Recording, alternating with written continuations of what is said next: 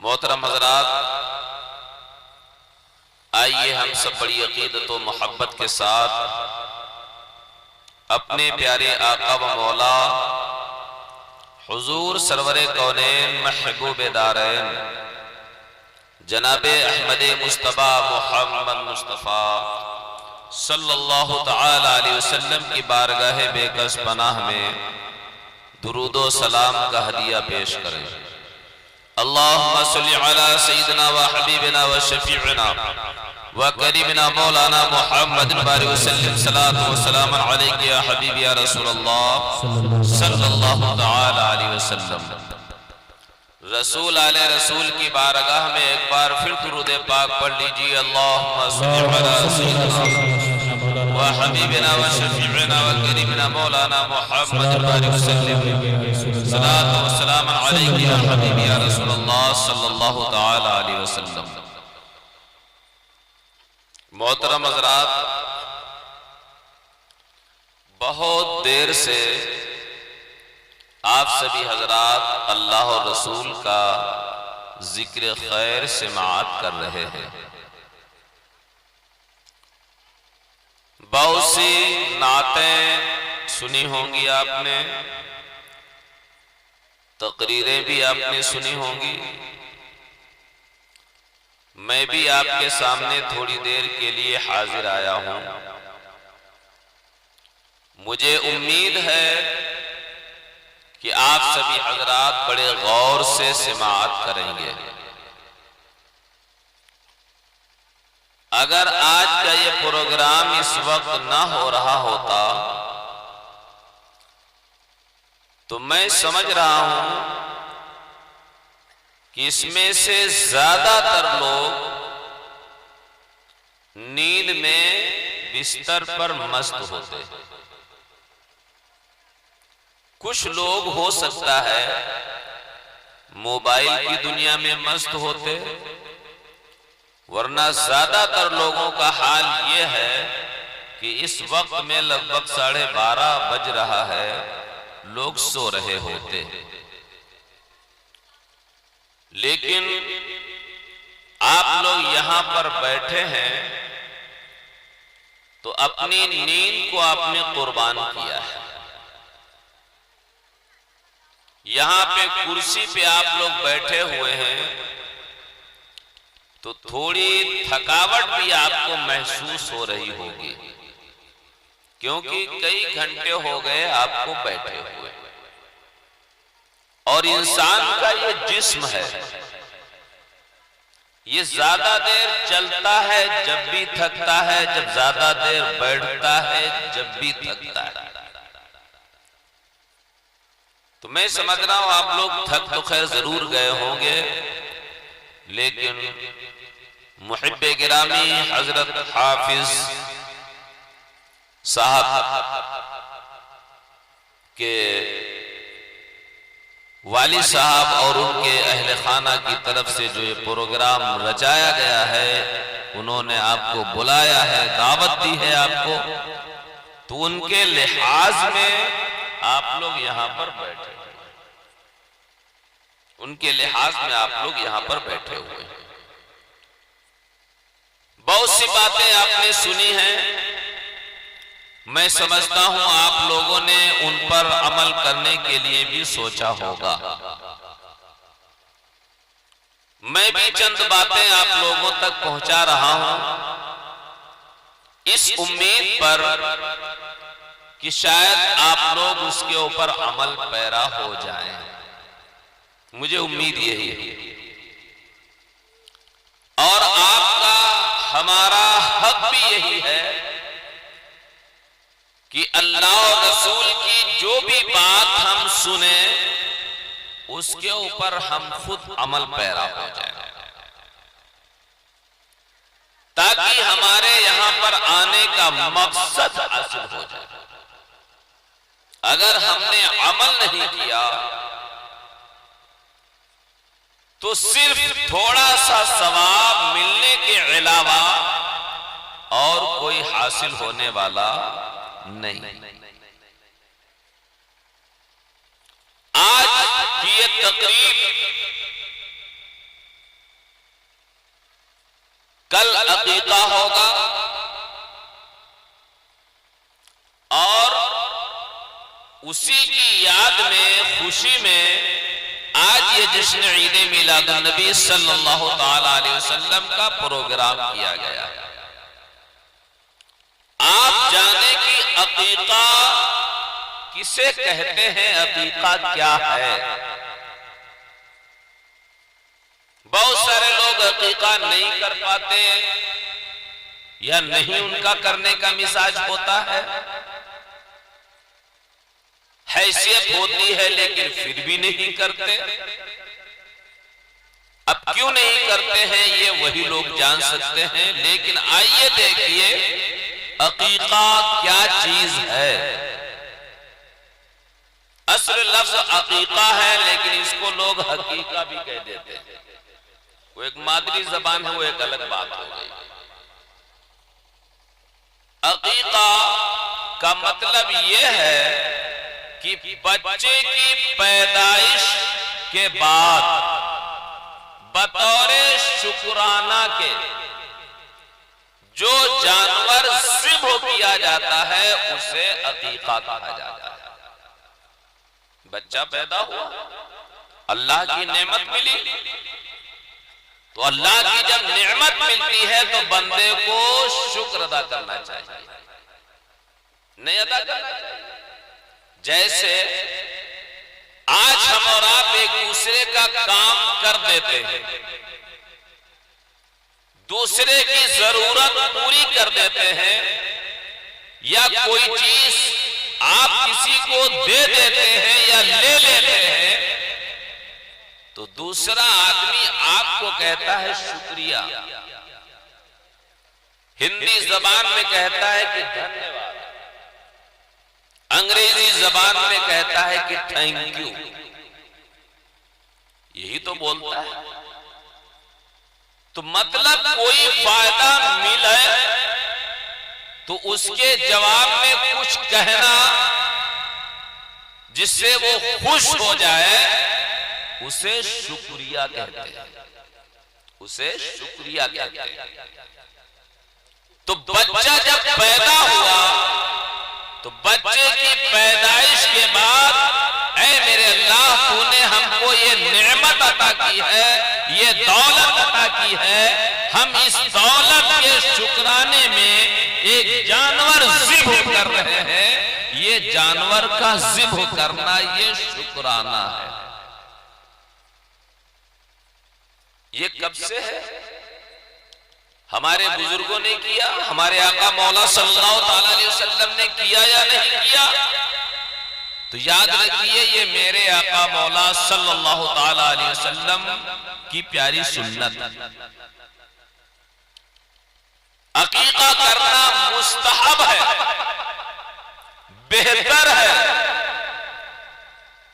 हजरत अली रज़ियल्लाहु ताला अन्हु के घर हजरत इमाम हसन की जब पैदाइश हुई, हजरत इमाम हुसैन की जब पैदाइश हुई, तो आपका भी अकीका किया गया। और जब अकीका किया गया तो आप समझ लीजिए कि ये हजरत मौलाए कायनात रज़ियल्लाहु ताला अन्हु प्यारे आका मौला सल्लल्लाहु ताला अलैहि वसल्लम की प्यारी सुन्नत है, उनका प्यारा तरीका है। अब लोग सोचते हैं कि अकीका में जब बहुत बड़ी दावत की जाए जभी अकीका होगा, नहीं। और जानते हो ये अकीका में और क्या राज पोशीदा है, इसका फायदा क्या है? हदीस पाक में आया है, मेरे आका मौला सल्लल्लाहु ताला अलैहि वसल्लम इरशाद फरमाते हैं कि जो बच्चा पैदा होता है वो बच्चा गिरवी होता है। जो बच्चा पैदा होता है क्या होता है? आप लोग भी जरा थोड़ा बोलिए, मैं आपको समझाना चाहता हूं ताकि आपकी बात समझ में आए और ऐसा आप लोग समझ जाएं कि आपके जहन से बात निकलने ना पाए। जब बच्चा पैदा होता है तो बच्चा क्या होता है? गिरवी। बच्चा क्या होता है? गिरवी। और गिरवी का मतलब आप जानते हैं? गिरवी किसे कहते हैं?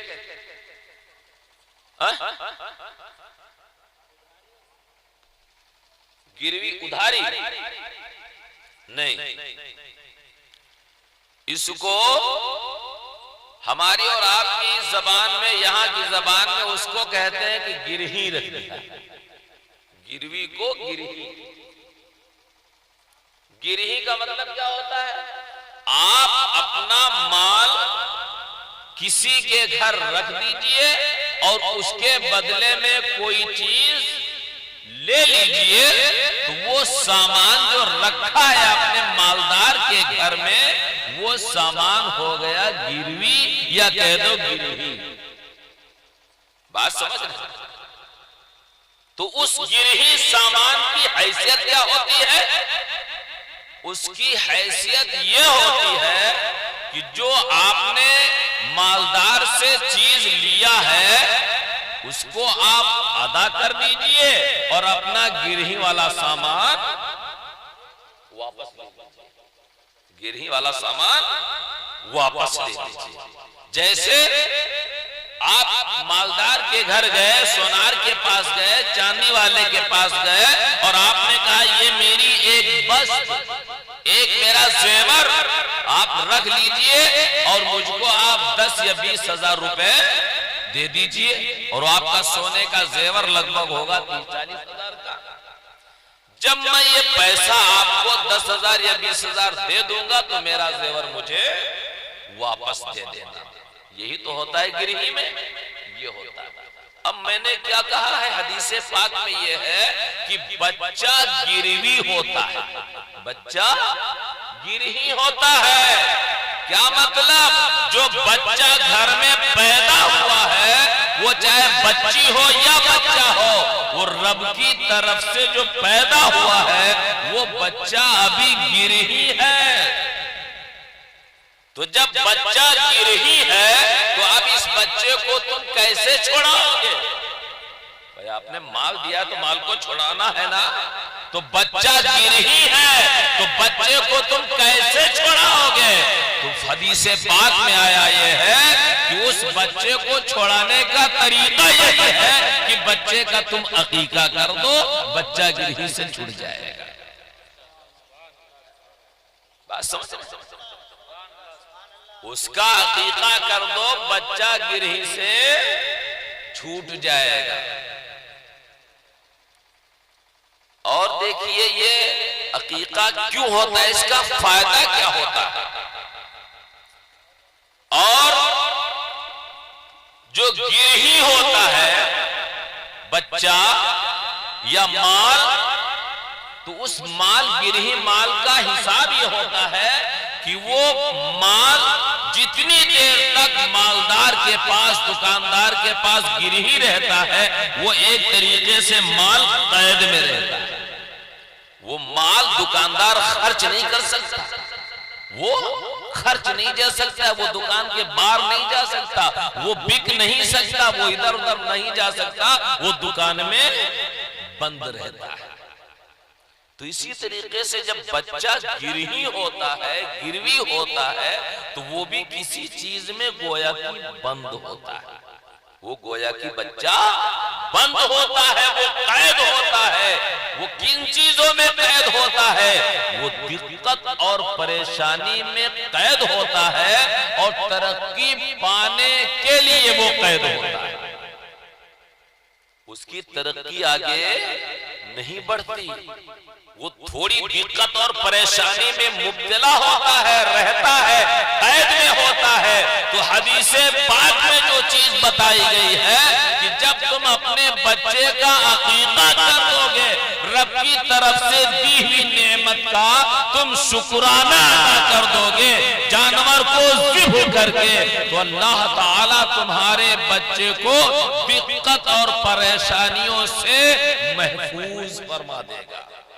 और जो तरक्की के रास्ते हैं, अल्लाह ताला उन तरक्की के रास्तों को कुशादा फरमा देगा। ये है अकीके का मतलब। ये है अकीके का मतलब ये हो गया जब हम अकीका बच्चे का कर देते हैं, गोया कि बच्चा दिक्कतों परेशानियों से आजाद हो गया, छुटकारा पा गया। अब बच्चा आगे तरक्की करेगा, है कि नहीं, तरक्की करेगा।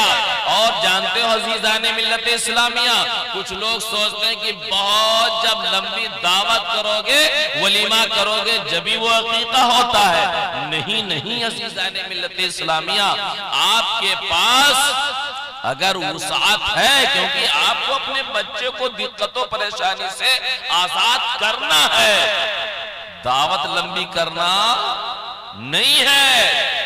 आपको लंबी चौड़ी दावत नहीं करना है, गांव रिश्तेदार को पूछने की ज्यादा जरूरत नहीं है। अल्लाह ताला ने तुम्हें जितनी ताकत दी है, वुसाअत दी है, बस उतना ही तुम कर लो और तुम्हारा अकीका हो जाएगा। वो क्या हो जाएगा? शरीयत मुताहरा में ये चीज बताई गई है कि अकीका के लिए कोई बड़ा कीमती बकरा होना जरूरी नहीं है, बकरा होना जरूरी नहीं है। वैसे मसला तो ये है कि लड़के में 2 बकरे हों और लड़की में 1 बकरी, लेकिन अगर आदमी के अंदर ताकत नहीं है, क्या मतलब इतना पैसा नहीं है, हर आदमी की अलग अलग हैसियत होती है। गरीब आदमी है बेचारा, नहीं बड़े बकरे ला सकता है, 2 बकरे नहीं खरीद सकता है, तो क्या करे? तो शरीयत मुताहरा कहती है, हमारा दीन ये कहता है, चाहे वो लड़का हो चाहे लड़की हो, तुम अगर 1 बकरी ज़िब्ह कर सकते हो शुक्राने के तौर पर, अकीक़त के तौर पर, तो तुम 1 बकरी ही का अकीका कर दो। 1 बकरी का के जरिए ही से बच्चे का अकीका करो, ताकि कम से कम बच्चा जो दिक्कतों परेशानियों में है, जो गिरवी रखा हुआ है, वो गिरवी से तो कम से कम बच्चा आजाद हो जाए। बात समझ रहे हैं? बात समझ रहे? लंबा तवाज़ा करने की जरूरत इसमें नहीं होती है। हमें अपने जो घर में औलाद पैदा हुई है, अल्लाह ने जो दौलत अता की है, उस दौलत का हमें किसी एतबार से जल्दी शुक्राना अदा करना है। हमें बच्चे की आफियत तलाश करनी है, बच्चे का आराम ढूंढना है, बच्चे की दिक्कतों परेशानियां जो आने वाली है, उन दिक्कतों परेशानियों से बच्चे को आजाद करना है। ये हुआ अकीका, इसे अकीका कहते हैं। और कुछ लोग कहते हैं, मसले मशहूर हैं, अजीब तरह के लोग न जाने कहां से ले आते हैं कि अकीके के गोश्त में के बारे में ये कहीं कहीं पर है कि इसको माँ बाप नहीं खाएंगे, कहीं नानी नाना नहीं खाएंगे, ना जाने कहां से क्या बात लोग लेके चले आते हैं। ठीक है, ऐसा होता है ना, माँ बाप नहीं खाएंगे, नानी नाना नहीं खाएंगे। अरे क्यों नहीं खाएंगे? जब वो हलाल है तो क्यों नहीं खाएंगे? शरीयत की तरफ से कोई पाबंदी नहीं है, वो हलाल है। आपने अल्लाह के नाम पर उस जानवर को ज़िब्ह किया है, शुक्राने के तौर पर वो जानवर ज़िब्ह किया गया है, लिहाजा उसे हर कोई खा सकता है, हर कोई खा सकता है। वो माँ खाए, बाप खाए, नानी खाए, नाना खाए, मामू खाए, खाला खाए, सब कोई जिसे आप चाहे आप उसे खिला सकते हैं, किसी पर भी शरीयत की तरफ से पाबंदी नहीं। और एक मसला और भी लोग पूछते हैं कि जैसे कुर्बानी में 3 हिस्से होते हैं, कुर्बानी में 3 हिस्से होते हैं, एक अपने घर के लिए, एक दोस्तों के लिए और एक गरीबों के लिए, तो इसी तरीके से इस अकीका में भी होता है। अकीका में भी 3 हिस्से होना चाहिए, एक अपने लिए हिस्सा, दूसरा दोस्त अहबाब के लिए, रिश्तेदार के लिए, और एक हिस्सा गरीबों के लिए। लेकिन ये हिस्सा कोई फर्ज या वाजिब नहीं है, ये हिस्सा कोई फर्ज वाजिब नहीं है, ये सिर्फ एक मुस्तहब है। इसके साथ ही में मसला एक ये भी है कि अगर तुम्हारे घर में जरूरत है सारे गोश्त की तो तुम सारा गोश्त भी खा सकते हो और अपने काम में ला सकते हो।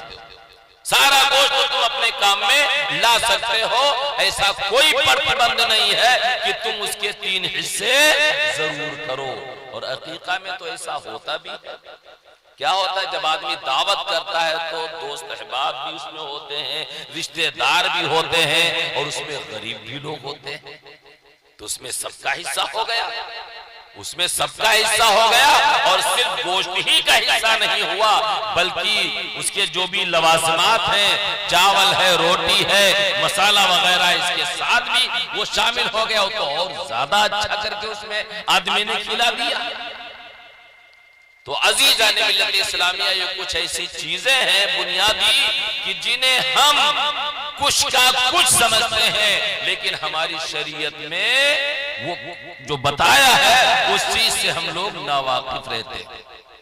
दुरूद शरीफ पढ़ लीजिए, अल्लाहुम्मा सल्ली अला सय्यिदिना व हबीबिना व शफीअना व करीमिना व मौलाना मुहम्मद बारिक वसल्लम।